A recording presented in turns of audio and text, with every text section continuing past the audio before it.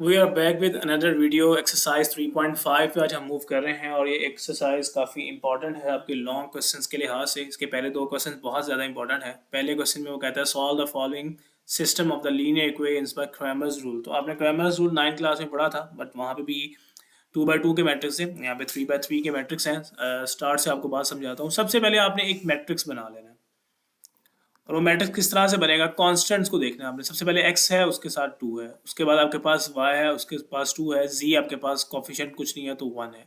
इसी तरह नेक्स्ट आपके पास 3 है, नेक्स्ट आपके पास माइनस का 2 है, तो आपने साइन माइनस का लगाना है। अगर यहीं से मिस्टेक हो गई तो आई कांट हेल्प, आपका क्वेश्चन ठीक नहीं हो पाएगा। y के साथ आपके पास जो है 1 आएगा और यहाँ पे आपके पास जो है माइनस का 3 आ रहा है। ये एक मैट्रिक्स जो है जिसको हम कहेंगे कि ये आपके पास ए मैट्रिक्स है। उसके बाद आपको तीन तरह के मैट्रिक्स यहाँ पे चाहिए होते हैं। अब आपको एक मैट्रिक्स जो चाहिए होगा, मल्टीपल वेज हैं इसको करने के। लोग आपको एक्स ए वाई जो है सेपरेटली नहीं लिखवाते हैं कई जगह पे कई टीचर्स, बट मैं आप लोगों को प्रॉपरली बात बता रहा हूँ। तो ये ए एक्स ए वाई ए मैट्रिक्स कैसे बना, 2 2 1 3 -2 -2 5 1 -3। अब ए एक्स कैसे बनेगा, अगर आप देखें एक्स की कौन कौन सी वैल्यूज थी, 2 3 5, मतलब पहला जो आपका कॉलम है ये एक्स का है। अब ए एक्स जब आपने बनाना है तो ए एक्स में आपने इस कॉलम को ख़त्म कर देना है। इस कॉलम में ये एंट्रीज नहीं आएंगी। फिर कौन सी एंट्रीज आएंगी, ये लास्ट वाली, ये वाली कांस्टेंट, ये वाले 13 1 एंड 2। इसका मतलब फिर यहाँ पे आपको क्या लगाना पड़ेगा, यहाँ पे आपको लगाना पड़ेगा 13 1 एंड 2। तो आप यहाँ पे 13 1 एंड 2 जो है वो लगा लें। 13 आ जाएगा, सॉरी, तो यहाँ पे 13, यहाँ पे आपके पास आ गया 1, यहाँ पे आपके पास आ गया 2। रिमेनिंग y और z की वैल्यू, सेकंड कॉलम y का है उसको एज इट इज लिख दें और थर्ड कॉलम भी एज इट इज ही आ जाएगा। तो ये मेरे पास बन गया है ए एक्स का मैट्रिक्स। इसी तरह मुझे एक ए वाई का मैट्रिक्स बनाना है। ए वाई का मैट्रिक्स बनाने के लिए आप क्या करेंगे, उसके लिए अब आप अपने ये वाला जो सेकंड कॉलम है ए मैट्रिक्स के ही अंदर से सेकंड कॉलम को जो है गायब कर देंगे। सेकंड कॉलम को गायब क्यों करेंगे, क्योंकि इसका ए वाई बना लेके इसके वाई की वैल्यूज को खत्म करना है। तो आप पहला कॉलम एज इट इज लिख लें, ए को देखते रहिएगा, ए एक्स को ना देखिएगा, अब ए को देखेंगे। 2 3 5 एक्स की वैल्यूज ए वाली एज इट इज। अब ये 2 - 2 सेकंड कॉलम की जगह वही वाली एंट्रीज को प्लेस करना है जो हमने यहाँ पे की थी, जो इक्वल के बाद लिखी होती है। तो यहाँ पे अब 13, यहाँ पे 1, यहाँ पे 2 आ जाएगा। थर्ड कॉलम जी वाला एज इट इज देगा, 1 -2 -3। उम्मीद करता हूँ कि बात यहाँ तक समझ आ रही होगी। इसी तरह आपको थर्ड मैट्रिक्स एक चाहिए ए जी। अब ए जी के लिए आपको यहाँ पे इसकी जी की वैल्यू को ओमिट करना है। जी की वैल्यू को समझे आप, यहाँ पे नहीं है। फिर जी की वैल्यू की जगह आएगा क्या, जी की जगह की वैल्यू वो लास्ट वाला जो इक्वल के बाद दिए गया। तो फर्स्ट वाली एंट्रीज को एज इट इज लिखें, first column as it is, 2 आता है, यहाँ पे 3 आता है, यहाँ पे 5 आ रहा है, 2 है, यहाँ पे -2 है, यहाँ पे +1 है, और लास्ट वाला कॉलम की जगह वो इक्वल के बाद वाला प्लेस हो जाएगा, 13 1 एंड 2। तो ये तीन मैट्रिक्स आपके पास बने। अब अगर सॉल्व द फॉलोइंग इक्वेशंस का मतलब है आपको जो है सॉल्व करके एक्स बाय जी की वैल्यू निकालनी है। फॉर्मूलाज याद रखें, एक्स के लिए कुछ इस तरह का फॉर्मूला है आपके पास, A x determinant divided by A determinant. Y के लिए आपके पास फॉर्मूला है A y determinant divided by A determinant, और जी के लिए आपके पास फॉर्मूला है A z determinant divided by A determinant. मतलब मुझे तीनों मैट्रिसेस के डिटर्मिनेंट चाहिए, मुझे चारों मैट्रिसेस के डिटर्मिनेंट चाहिए। ए का चाहिए ए एक्स ए वाई ए जी, ताकि मैं इन फॉर्मूलाज में पुट कर सकूं। इसलिए मैंने ए एक्स निकाला, ए वाई निकाला। अब मुझे इनके सिंपली आगे जो है डिटर्मिनेंट चाहिए, और डिटर्मिनेंट निकालने का तरीका वही पुराना है। हमें डिटर्मिनेंट किस तरह से निकाले जाते हैं, डिटर्मिनेंट मैं आप लोगों को नीचे जो है बता देता हूँ कि हमने किस तरह से निकालना है। हमारे पास मैट्रिक्स जो था, किसी भी ए मैट्रिक्स का हम लेट्स सपोज डिटर्मिनेंट निकालना चाहते हैं, इस तरह हम अपने मैट्रिक्स को लिखते हैं। डिटर्मिनेंट निकालने के लिए आपको याद होनी चाहिए बात। इस तरह से हम उसके अराउंड जो है एक स्ट्रेट लाइन लगा देते हैं, और ए का मैट्रिक्स जो है यहाँ पे आप उसकी एंट्रीज को प्लेस करते हैं। ए की मैट्रिक्स की एंट्रीज आपके पास सामने नजर आ रही हैं। 2 2 1 थी, यहाँ पे आपके पास आएगी ऊपर 2 है, यहाँ पे 2 है, यहाँ पे 1 है, फिर 3 -2 -2 है, तो आप उसको लिख लें 3 -2 -2, कोई गलती ना हो जाए इसलिए मैं इसको ऊपर से देख ही लेता हूँ। 5 1 -3, तो यहाँ पे आपके पास आ जाएगा 5 1 -3। This is your A matrix जिसका मुझे डिटर्मिनेंट लेना है। बाकी बातें ऊपर चलेगी, मैं ए का डिटर्मिनेंट ले लूँगा। ए जैसे डिटर्मिनेंट आता है वैसे ही ए एक्स का, वैसे ही ए वाई का। तो एक डिटर्मिनेंट को आप अच्छे से समझ लीजिएगा, बाकी आपको मैं वैसे ही समझ आ जाएंगे और मैं वो बताऊंगा नहीं, करवाऊंगा नहीं बल्कि। अभी आप ये 2 लिखेंगे। सबसे पहले जो आप रो के जरिए इसको ओपन करते हैं, सबसे पहले ये एंट्री लिखते हैं। जब आप ये एंट्री लिखते हैं तो आप इसका रो और इसकी कॉलम को भूल जाते हैं। फिर ये वाली एंट्रीज लिखी जाती है इसके आगे। तो यहाँ पे क्या लिखा जाएगा आप खुद देख लें, आपको जब मैंने एमिट किया था तो आपको बात समझ आ जाएगी। ये 2 ये ख़त्म, यहाँ पे आएगा -2, सॉरी यहाँ पे -2, यहाँ पे भी -2, यहाँ पे 1 और यहाँ पे -3। यहाँ पे इसको क्लोज कर देते हैं। अब आप अगली एंट्री पे जाते हैं। अगली एंट्री से पहले आपने खुद से फॉर्मूले का एक माइनस लगा देना। यहाँ पे प्लस लगता है, यहाँ पे माइनस लगता है। अब माइनस लगा के ये 2 लिख लेना। अगर इस माइनस के साथ ऑलरेडी 2 होता, मतलब इस 2 के साथ माइनस होता, तो फिर 2 माइनस आते, वो माइनस माइनस बाद में प्लस हो जाता। तो इस बात का आपने ध्यान रखना है, ये बात याद रखनी है। अब जब आपने इस -2 को लिया, इस वाले 2 को, तो इसकी रो खत्म कर दें, इसका कॉलम खत्म कर दें, तो बचेगा क्या 3 5 -2 3। तो आप यहाँ पे यही लिखेंगे, यहाँ पे लिख लीजिएगा 3 5, यहाँ पे आपके पास -2 और यहाँ पे आपके पास क्या आ गया -3। क्लोज कर दिया।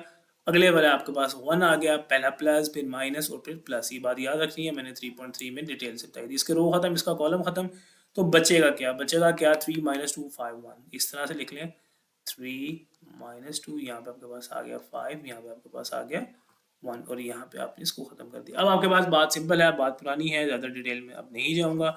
डायगोनल एंट्रीज को मल्टीप्लाई करते हैं, ब्रैकेट खत्म करके इस तरह की ब्रैकेट लगा लेते हैं। पहले डायगोनल्स को मल्टीप्लाई करना, ये बात याद रखें। Minus minus plus 2 × 3 +6। सेकंड में इस यहाँ पे माइनस का फॉर्मूला का आता है, डिटरमिनेंट लेते हुए सेंटर में माइनस लगाते हैं। -2 × 1 करना है, तो आपके पास यहाँ पे -2 आ जाएगा। ब्रैकेट क्लोज कर दें, -2 3 × -3 -9, माइनस फॉर्मूले का, आगे माइनस आ रहा है तो ब्रैकेट लगा लिया करें, -10 +1 एज इट इज। यहाँ पे 3 × 1 3, सेंटर में माइनस -2 × 5 दैट विल बी 10। तो इस तरह से आपने अपने क्वेश्चन को चला लेना। 2 as it is, 6 minus minus +2 -2 -9 +10 bracket close 1 3 + 10। इस तरह से आप अपने क्वेश्चन को जो है लिख लेते हैं। अगली बात आपके पास सिंपल है, अगली बात में आपने जस्ट जो है अपना एडिशन सब्ट्रैक्शन करती जानी है और आपको बात समझ आ जाएगी। 2 × 8 आ गया, -2 एज इट इज़, यहाँ पे 1 आ गया, 1 एज इट इज़, यहाँ पे 13 आ गया। सॉल्व कर लेते हैं, 16 आ गया, माइनस का 2 आ गया, +13 आ गया। तो 6 प्लस माइनस कर लें इसको, 14 आ जाएगा, 14 + 13 डेट विल बी 27। तो x का हमारे पास जो ax का डिटर्मिनेंट आ गया वो 27 है।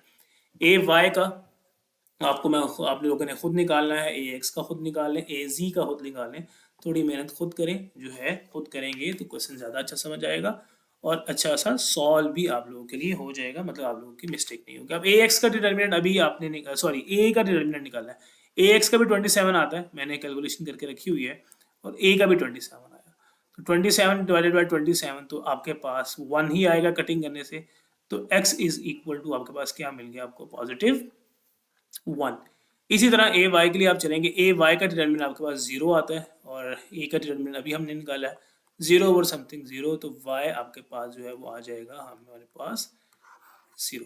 जी में चलेंगे तो ये भी आपके पास 27 देगा, डिवाइड में भी 27 है, तो जी का आंसर आपके पास आ जाएगा 1। तो इसका मतलब है एक्स वाई जी का सोल्यूशन जो है आपको मिल जाएगा, वो क्या होगा, एक्स 1 है, y आपके पास 0 है, z आपके पास 1 है। तो सॉल्व करने का मतलब यही होता है कि आपने ये तीन वैल्यूज को फाइंड आउट करना है। तो यहाँ तक हम पहुँच गए, आपके पास आगे बात सेम है। क्वेश्चन नंबर 2 में आपने सेम ही काम करना है, मैट्रिक्स बनाने हैं। जब x y z की जगह आपने सिर्फ x1 x2 x3 कह देना है। तो यहाँ पे आप a कह लें कि एक मैट्रिक्स आप x1 का बना लेंगे, ax की बजाय उसको आप ax1 लिख लीजिएगा, और एक मैट्रिक्स को आप ax2 लिख लीजिएगा और एक आप ay3 लिख लीजिएगा। बाकी बातें सेम है, कोई मुश्किल बात नहीं है। यही आपने स्टेप्स अप्लाई करते हुए अपने क्वेश्चन को करना है। तो मैं उम्मीद करता हूँ कि आपको जो है मुश्किल नहीं होगी। सबसे पहले आपने 4 मैट्रिक्स बना लेने हैं। 4 मैट्रिक्स बनाने के बाद उनके डिटर्मिनेंट फाइंड आउट करने हैं। अगर आप डायरेक्ट मैट्रिक्स नहीं बनाना चाहते तो आप उनको डायरेक्ट डिटर्मिनेंट की फॉर्म में बेशक लिख लें, तो मसला नहीं है। At the and in formulas को याद रखें, आपके पास फिर बात अगली समझ आ जाएगी। हम चलते हैं इसके क्वेश्चन नंबर 2 की तरफ। क्वेश्चन नंबर 1 में मैंने आप लोगों को बात बताई है कि क्वेश्चन नंबर 1 में हमारे पास जो है क्रैमर रूल से बात की गई थी। अब क्वेश्चन नंबर 2 में कहता है use the solve the following system, ठीक है, use the matrix to solve the following system. अब यहाँ पे क्रैमर रूल नहीं है, यहाँ पे एक आपको इन्वर्स मेथड अप्लाई करना पड़ता है। जब आप कहते हैं ना कि सिस्टम को सॉल्व करें तो आपने इन्वर्स मेथड अप्लाई करना। अब इन्वर्स के लिए सबसे पहले जो इनिशियल बातें हैं वो आप देख लें। सबसे पहले आप इस तरह से एक मैट्रिक्स बना लेते हैं। उसके कांस्टेंट लिखते हैं। यहाँ पे 2 है, उसके बाद वेरिएबल के साथ यहाँ पे 1 है। सेकंड पार्ट मैं इसका यहाँ से कर रहा हूँ, फर्स्ट पार्ट आप लोगों के लिए थोड़ा-सा आसान होता है अक्सर, इसलिए मैंने सेकंड पार्ट चूज़ किया कि अगर इसके अंदर कोई मुश्किल बात होगी तो समझ आ जाए। कांस्टेंट्स को लिख लें, जिसके साथ कुछ नहीं है उसके साथ 1 है और साइन नेगेटिव ही आना है। तो ये आपने इस तरह से एक ए मैट्रिक्स बना लेना होता है। इसके बाद इस तरह आपने आगे इस तरह एक और मैट्रिक्स बनाना है जिससे आप वेरिएबल्स इसके अंदर लिख लेते हैं x1, x2, x3, xy z हो तो आप xyz लिख लेते हैं, अदरवाइज़ आप इस तरह से भी लिख सकते हैं। और यहाँ पे कांस्टेंट आपके पास 3 है, यहाँ पे आपके पास 0 है और यहाँ पे आपके पास है -4। अब आप देखते हैं, आप इस मैट्रिसेस को नाम देते हैं, इसको आप याद रखें, इसे आप कहते हैं ए, ये एक अननोन है, इसको आप एक्स कह देते हैं, इक्वल लगा के आप बी। इन्वर्स मेथड है, हमने कहीं न कहीं लाज़मी सीखा होगा, 2/2 के लिए हमने इसको 3.1 में, 3.2 में काफ़ी क्वेश्चन में सीखा था। अब यहाँ पे हमें एक्स फाइंड आउट करना होता है, बेसिकली एक्स यहाँ पे ये दोनों मैट्रिक्स आपस में मल्टीप्लाई हो रहे हैं, इसको इस तरह से आप इकट्ठा करके लिखें तो ऐसे आता है, A x is equal to B. आपको एक्स अननोन है वो चाहिए है। अब अगर देखा जाए तो ए इस मैट्रिक्स के साथ मल्टीप्लाई है, वहाँ जाके डिवाइड तो इस तरह से लिखा जाएगा, देखा जाए तो बी ए, लेकिन हमने मैट्रिसेस की मल्टी डिवीजन नहीं पढ़ी, ना ही पढ़ाई जाती है। तो बेसिकली हम इसको लिखते कैसे हैं, इस पावर को ऊपर ले जाते हैं, ऊपर जाके पावर जो है वो ए नेगेटिव हो जाएगी। तो ये कुछ इस तरह से बनता है, ए इनवर्स इंटू बी। तो आप इसको एक्स सेपरेट यहीं से करते हैं और यहाँ पे आप ए पहले है तो वहाँ पे भी जाके ए को पहले लिखा जाएगा और लिखा जाएगा ए इनवर्स इंटू बी। अब किसी भी चीज़ के इन्वर्स का फॉर्मूला हम लोग बहुत दफ़ा पढ़ चुके हैं, बहुत दफ़ा इसकी डिस्कशन हो चुकी है कि इन्वर्स का फॉर्मूला क्या है। इन्वर्स का फॉर्मूला होता है हमारे पास adjoint of that matrix, adjoint A है लेट्स सपोज, और ओवर में है उसका डिटर्मिनेंट, मतलब आपने उसका एडजॉइंट लेना है, डिटर्मिनेंट लेना है और साथ में ये बी तो एज इट इज़ ही चलेगा। मतलब आपने एडजॉइंट लेके इन्वर्स लेके उसको बी के साथ मल्टीप्लाई करना है। अब प्रॉब्लम क्या है, 3/3 है, 2/2 के मैट्रिक्स का डिटर्मिनेंट लेना और एडजॉइंट लेना तो बहुत आसान है। 3/3 का डिटर्मिनेंट तो हमने सीखा है अभी प्रीवियस क्वेश्चन में ही, एडजॉइंट हमें भूल जाता है अक्सर, तो हम यहाँ पे 3/3 का एडजॉइंट का फॉर्मूला यहाँ पे मेंशन कर लेते हैं ताकि आपको बात याद रहे। अब यहाँ पे सबसे पहले 3 चीज़ें आपने निकालनी है। सबसे पहले आपको उसका डिटर्मिनेंट निकालना है, ए का डिटर्मिनेंट जो आपके पास ए मैट्रिक्स है और ये आपके लोग के पास ए मैट्रिक्स है जो आपको नज़र भी आ रहा है। ये हमारे पास इस तरह से लिख लेते हैं मैट्रिक्स की फॉर्म में, 2 1 यहाँ पे है 3, यहाँ पे है 1, यहाँ पे है 2 और यहाँ पे है -2, यहाँ पे फिर से -3 -1 और यहाँ पे 2। अब इसका डिटर्मिनेंट बहुत दफ़ा डिस्कशन कर चुके हैं, मैं डायरेक्टली सॉल्व करता हूँ। ये 2 एज इट इज़ आएगा, इसकी रो को मल्टीप्लाई करें इसके कॉलम को, यहाँ पे 4 आएगा, यहाँ पे +2 आ जाएगा, यहाँ पे आगे -1 लगाया जाता है, इसकी रो खत्म, इसका कॉलम खत्म, 2 आएगा, यहाँ +6 आएगा। डायरेक्टली सॉल्व कर रहा हूँ क्योंकि डिटेल में हमने बहुत दफ़ा पहले किया हुआ है। -1 आएगा और यहाँ पे आपके पास -6 आ जाएगा, बल्कि यहाँ पे +6 आएगा। ठीक है, आप करेंगे तो याद आ जाएगा आपको कैसे करना है। यहाँ पे भी डायरेक्ट करते हैं, टाइम ज़ाया नहीं करते। 4 + 2 6, 6 × 2 12 आ जाएगा, 6 × 2 -8 आ जाएगा और यहाँ पे आपके पास 6 -1 5, 5 × 3 15 आ जाएगा। तो इसको माइनस कर लें, 12 - 5 4, तो यहाँ पे कुछ गड़बड़ हो सकती है, साइन का हम देख लेते हैं। हाँ जी, यहाँ पे मिस्टेक थी, मैंने स्टार्ट में ही क्वेश्चन को थोड़ा-सा गलत लिख लिया था। यहाँ पे अगर आप वेरिएबल देखें तो मैंने गलती से जो है 2 लिख लिया, जबकि यहाँ पे वेरिएबल जो है 1 था, तो आपने इसको ठीक कर लेना है। यहाँ पे 1 था क्योंकि इस x2 के साथ कुछ भी वेरिएबल नहीं है, तो यहाँ पे आपके पास 1 था, तो यहाँ पे भी आपके पास 1 ही आना चाहिए। और जब आप इसको यहाँ पे मल्टीप्लाई करेंगे तो यहाँ पे भी आपके पास जो है सेम बात नहीं बनेगी, यहाँ पे मसला आ सकता है। डिटर्मिनेंट जो है यहाँ पे मसला आएगा, डिटर्मिनेंट आप इसका दोबारा फाइंड आउट करेंगे और डिटर्मिनेंट यहाँ पे मैं डायरेक्ट लिख देता हूँ कि मेरे पास जो ए डिटर्मिनेंट मैंने कर रखा है कैलकुलेशन के अंदर, वो मेरे पास आ जाएगा 10। जी, तो मैं आपको ए डिटर्मिनेंट जो है 10 आ चुका है, एंट्रीज़ ठीक करके मैंने ए इसको 10 कर दिया। मैं आपको ओवरव्यू देता चलूँ। सबसे पहले हमने एक ए मैट्रिक्स बनाया, इस मैट्रिक्स अननोन को एक्स का, इसको हमने बी का, एक्स इज़ इक्वल टू जो है ए इनवर्स बी आया। ए इनवर्स का फॉर्मूला ये है एडजॉइंट ओवर ए, और साथ में बी हमारे पास एज इट इज़ चलता है। अब हमें सबसे पहले ए का डिटर्मिनेंट लेना होता है, वो मैंने आपको यहाँ पे करके नहीं दिखाया, मैंने किया था लेकिन वो एंट्रीज़ जो है गलत पुट की गई, इसलिए मैंने आपका जो है आगे इसको क्वेश्चन को मूव करवा दिया जल्दी से और वो हम आगे चले गए। डिटर्मिनेंट जो है 10 निकाल सकते हैं। अब हमारे पास जो है हमें कोफैक्टर्स निकालने हैं और वो क्यों निकालने हैं बच्चों, उसके लिए मैं आपको बताता चलूँ कि हमारे पास एडजॉइंट का जो फार्मूला था वो क्या था। एडजॉइंट के 3/3 का फार्मूला जो था वो आपने याद रख लेना है। मैं आपको यहाँ पे पहले बताता चलूँ ताकि आपको पता चले कि हम ये कोफैक्टर क्यों निकाल रहे हैं। यहाँ पे हम जो है A11, यहाँ पे A12 फर्स्ट रो, A13 यहाँ पे लिखा जाता है सेकंड रो फर्स्ट कॉलम, ये 2 2 इसलिए सेकंड रो सेकंड कॉलम, इस तरह से A31 यहाँ पे आपके पास आता है A32, यहाँ पे आपके पास आएगा A33 और यहाँ पे उसका ट्रांसपोज लिया जाता है। तो ये हमारे पास था एडजॉइंट का फॉर्मूला, ठीक है। एडजॉइंट का फॉर्मूला ये हमारे पास है 3/3 के लिए। 2/2 के लिए तो डायगोनल्स की जगह चेंज करो, नॉन डायगोनल्स के साइन चेंज करो, बात खत्म। अब ये A11, A12, A13 क्या है, प्रीवियस हमने अपने 3.3 में सीखा था। स्टिल मैं आपको एक्सप्लेन करने जा रहा हूँ। इनको हम को फैक्टर्स कहते हैं और ये निकलते कैसे हैं, और ये हम यहाँ पे निकाल रहे हैं। ये मैंने आप लोगों के लिए कुछ निकाले हैं, कुछ मैं आप लोगों को निकाल के दिखाऊंगा, कुछ मैंने यहाँ पे लिख रखे हैं। बात का फोकस कीजिएगा। ये ए डिटर्मिनेंट निकाल दिया हमने। ए डिटर्मिनेंट के बाद हम आगे मूव कर। A11 का क्या मतलब है? A11 का मतलब है first row first column.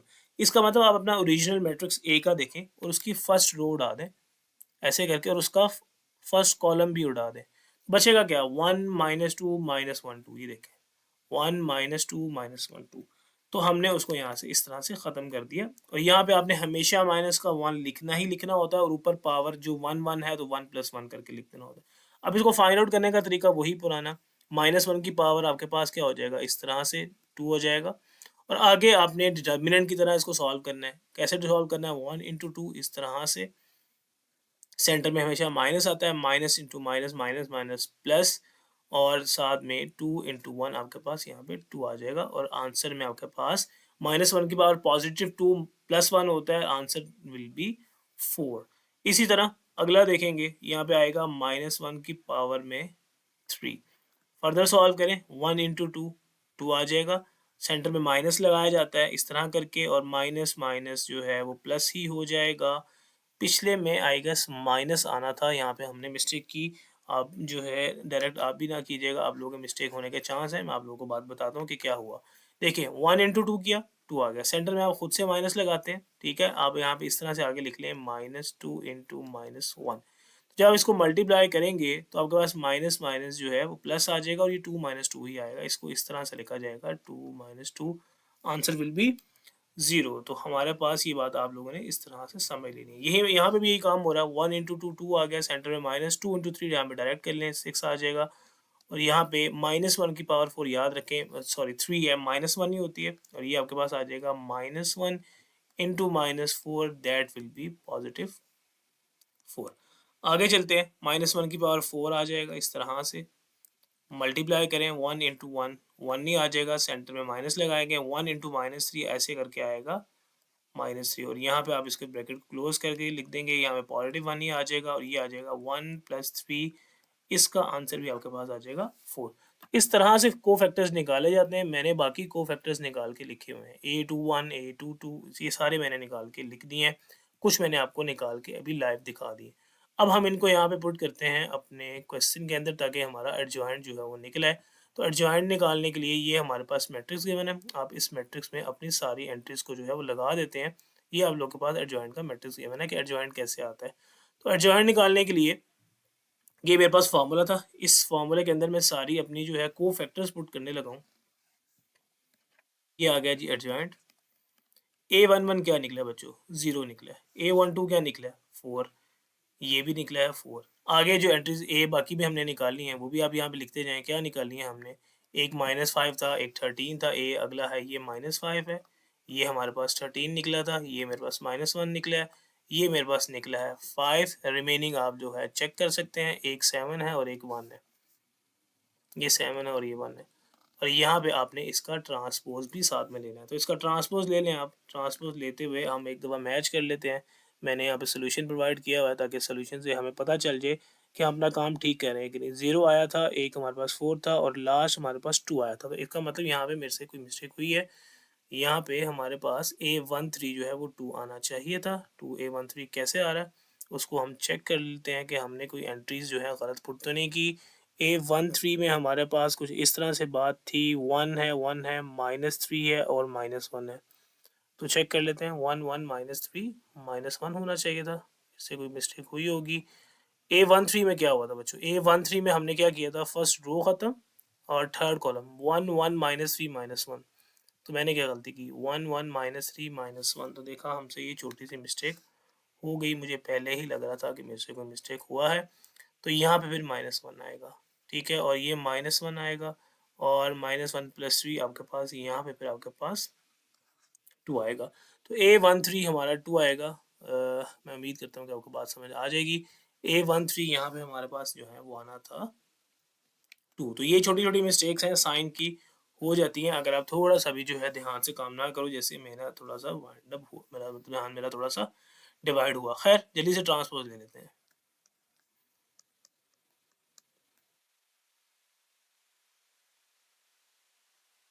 Transpose लेना हमें आता है, मैंने ट्रांसपोज़ ले लिया, तो एडजॉइंट निकालने के लिए आपने कोफ़ैक्टर्स निकाल के उनका ट्रांसपोज़ लेना होता है।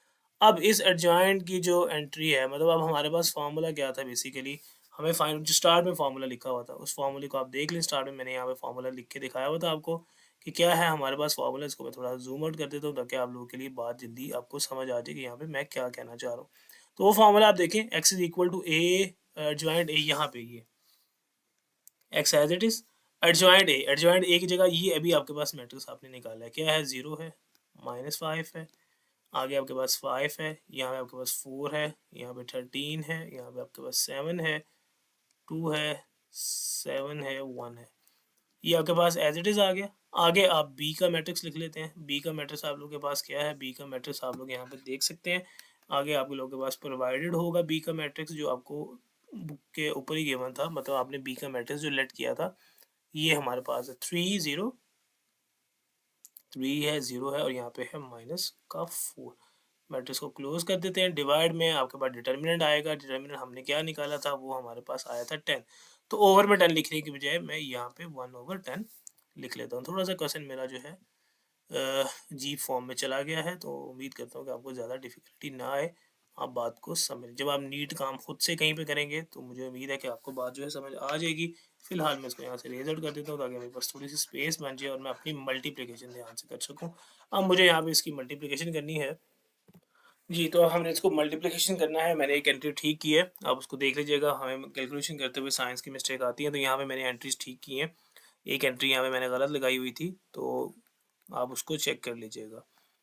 अब बेसिकली आपने मेथड पे फोकस करना है। जब बात आप जब खुद मल्टीप्लाई करेंगे तो सारी बातें आप लोगों के लिए ठीक हो जाएंगी। मेथड आप लोगों को समझाने के लिए, कोफैक्टर कैसे निकलते हैं, डिटर्मिनेंट कैसे निकलता है, वो बातें समझा दी मैंने। अब यहाँ पे आपने फर्स्ट रो को फर्स्ट कॉलम से, एक ही रो है, एक ही कॉलम है, तो 0 को 3 से मल्टीप्लाई करेंगे 0 आएगा। -5 को 0 से मल्टीप्लाई करेंगे 0 ही आएगा। 5 को आप -4 से मल्टीप्लाई कर लेंगे तो प्लस माइनस माइनस तो 20 आ जाएगा। ये आपने फर्स्ट रो फर्स्ट कॉलम को मल्टीप्लाई कर लिया। अब फर्स्ट रो सेकंड कॉलम तो है नहीं है, तो नीचे आ जाएँ। अब इस रो को पकड़ें और इसी कॉलम से मल्टीप्लाई करेंगे। 4 इंटू 3 करेंगे 12 आएगा, 13 को करेंगे 0 आएगा, और यहाँ पे आपके पास जो है -28 आ जाएगा। सेंटर प्लस लगाते हैं, बाद में माइनस आता है। यही काम आपने यहाँ पे करना है। 2 इंटू 3 6 कर आ जाएगा, माइनस करने से 0 आ जाएगा, और प्लस का 0 लगा लें या माइनस का 0 लगा लें, फ़र्क नहीं पड़ता। और यहाँ पे पॉजिटिव का 4 आ जाएगा, बल्कि नेगेटिव का 4 आएगा। तो ये आपने बात ठीक कर लेनी है, यहाँ पे नेगेटिव का 4 आएगा। उम्मीद करता हूँ यहाँ तक बात समझ आ जाएगी। ये एक्स एज इट इज़ चलेगा, 1/10 आप फिलहाल एज इट इज़ लिखें, इसको फिलहाल सॉल्व कर लें। यहाँ पे आपके पास आ रहा है -20, यहाँ पे आपके पास आ रहा है 12, और -28 आ रहा है, तो 12 -28 कर लें। तो यहाँ पे इस तरह से फ़िलहाल लिख लें। यहाँ पे 6 -4 बच रहा है, मैंने ज़ीरोज़ को फ़िलहाल ख़त्म कर दिया। आगे चलते हैं, एक्स एज इट इज़ लगाते हैं। यहाँ पे आपके पास आता है -20, ओवर में आप इस तरह 10 आप सबके साथ लिखते जाएं।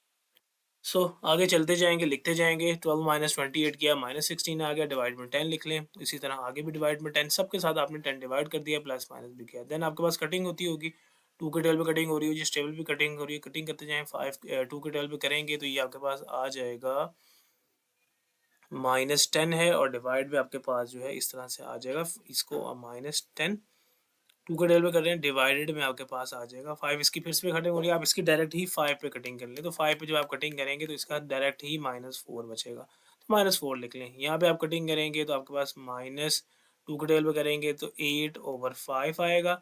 यहाँ पे आपके पास 1/5 आएगा। अब इस स्टेप में इस x की जगह भी आप जो है अपना वो मैट्रिक्स जो लेट किया हुआ था वो पुट कर लें। आपने मैट्रिक्स जो लेट किया हुआ था वो कुछ इस तरह से था, x1 x2, और यहाँ पे आपके पास था x3।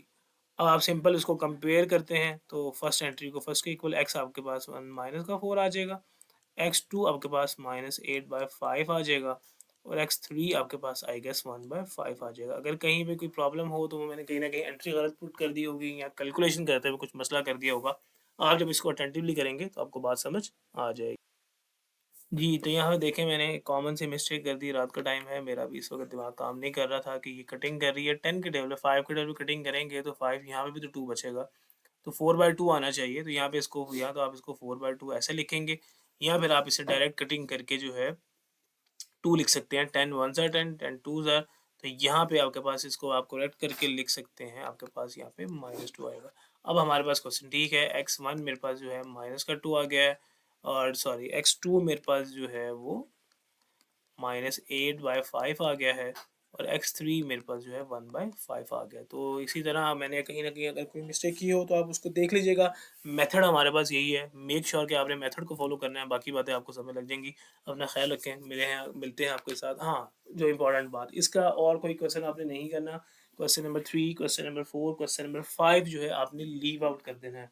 अब प्रॉब्लम क्या है कि अगर हम चैप्टर नंबर 3 को कंप्लीटली करने बैठे हैं, तो बहुत लंबा चैप्टर है, बहुत टाइम टेकिंग चैप्टर है और इसमें आधी आधी से ज़्यादा बातें जो है वो आप लोगों के लिए अभी के लिए ज़रूरी नहीं है क्योंकि बोर्ड के पॉइंट ऑफ व्यू से ज़रूरी नहीं है।